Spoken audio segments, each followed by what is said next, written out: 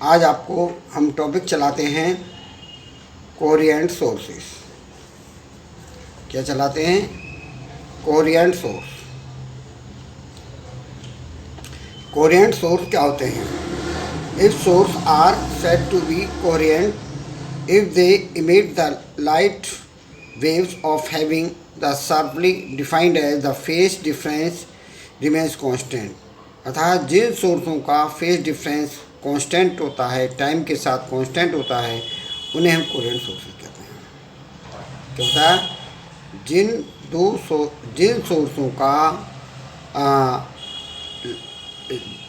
सोर्सों का जो है फेज डिफरेंस टाइम के साथ कांस्टेंट होता है, उन्हें कोहेरेंट सोर्सेस कहते हैं। ठीक, तो ये हमने बताया आपको कोहेरेंट सोर्सेस के बारे में।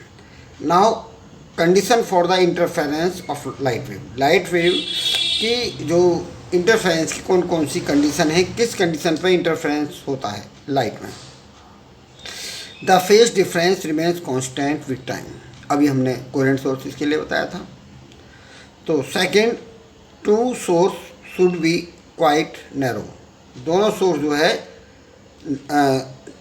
नैरो होने चाहिए, क्वाइटली नैरो होने चाहिए। Third, wave emitted by source should have the same frequency. जो दो सोर्स हैं उनकी जो फ्रीक्वेंसी दोनों की कैसी होनी चाहिए? सेम फ्रीक्वेंसी होनी चाहिए। सोर्स दो होने चाहिए, उनकी फ्रीक्वेंसी भी सेम होनी चाहिए। ये condition for the interference of light wave. Okay, अब इसमें चलते हैं आगे। नेक्स्ट पॉइंट है इसका expression for effective distance of path of interfering beam. तो इंटरफेयरिंग बीम का होता है व्यतिकरणिक किरणपुंज। तो अब हम क्या करते हैं, एक सोर्स लिया 1 स्लिट वाला, 2 स्लिट वाला सेकंड सोर्स लिया, और कुछ में कोई स्लिट एक स्क्रीन ले लिया। इसको कुछ डिस्टेंस पर रखते हैं, इससे लाइट इस पर मोनोक्रोमेटिक डायोड डालते हैं, तो सेकेंडरी वेवलेट्स इससे निकलती हैं और दो सोर्स में दो इंटरफेयरिंग बीम निकलती हैं और ये हमारे पी पॉइंट पर मिलती हैं। ये पी पॉइंट है। अब ये पी पॉइंट पर जो मिलती हैं, इसमें एक बीम के पास, एक बीम में ठीक थिकनेस की मैंने ग्लास प्लेट रख दी है। तो ये जो हमारी बीम है ये ऊपर की ओर शिफ्ट हो जाती है, और ऊपर की ओर कितना शिफ्ट होती है हमको निकालनी है। तो इसे बोलते हैं इंटरफेयरिंग बीम। तो ये इन सोर्सों के जो बीच का डिस्टेंस होता है वो डी होता है, और दो स्क्रीन के बीच का जो डिस्टेंस कैपिटल डी है, और इसमें सोर्स ऑफ लाइट की जो वेवलेंथ है वो लैम्डा है। ये सेकेंडरी वेव सोर्स है, ये हमारा मोनोक्रोमेटिक सोर्स है। अब हम क्या कहते हैं, when a glass plate is introduce in the path of one of light two beam. दो लाइट की बीमों में से एक लाइट की बीम में हम ग्लास प्लेट रखते हैं।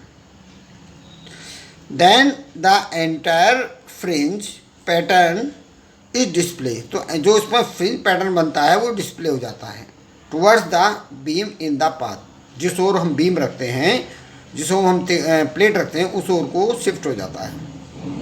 ठीक, of which the plate introduce this displacement is called, this displacement is measured. इस डिस्प्लेसमेंट को हम क्या करते हैं, मेजर करते हैं।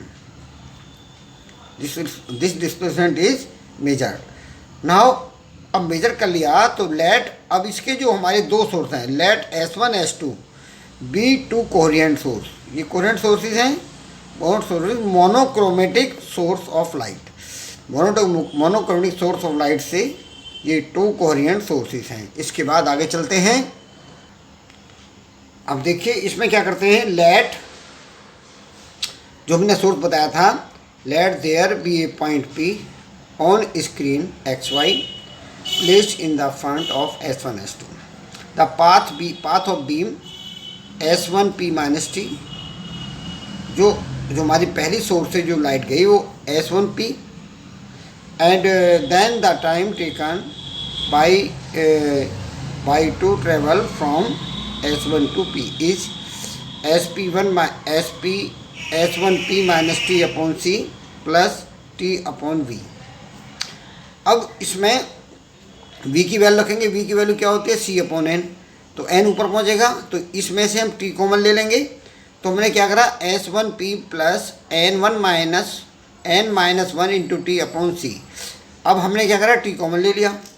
अब हम क्या देखते हैं, then the path of one beam s1p plus n minus one into T. Now the path difference at p point. दो बीम होगी, एक s2p और एक s1p minus n1 minus one into T.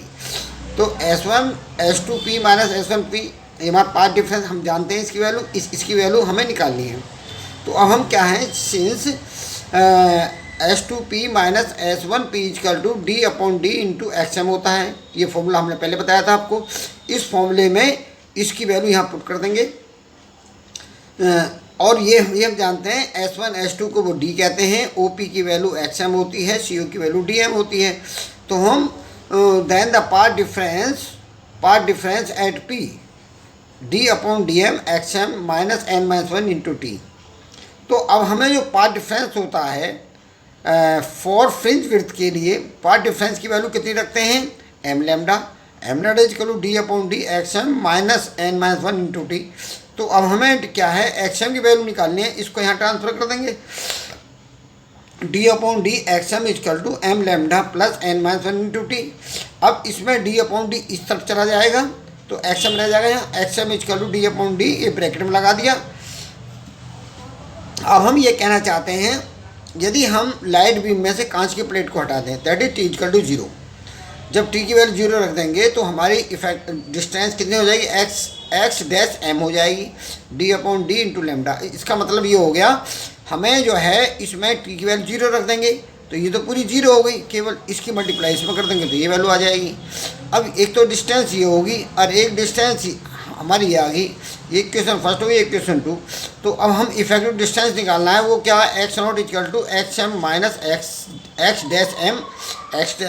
X M की value रख दो, X dash M की value रख दो, इसमें डी अपॉन डी कॉमन ले लो।